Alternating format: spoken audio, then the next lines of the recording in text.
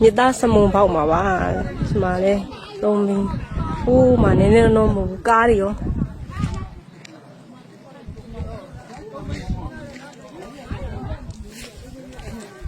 မကြည့်အောင်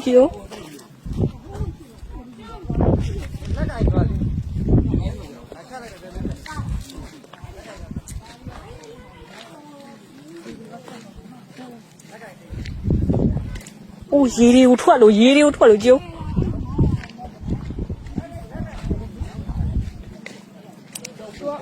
အောက်ထဲမှာမြည်ကြီးထားတဲ့အစီအစဉ်တွေ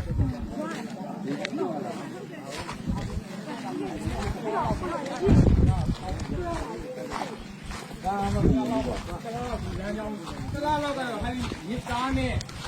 ပြင်ဒီလမ်းကြောင်းတော့ယာယီအိတ်မှာပါတော့ဒီနေ့ကတော့ဘောလောက်နဲ့ဆရာမှာအဲလိုမြင်ရမှာ။တရားကတော့ထိခိုက်မှုတိတ်မရှိပြီမဲ့ဒီပြည့်ကြောင်းကြတော့အင်မတန်မှဟိုမှာကားကြီး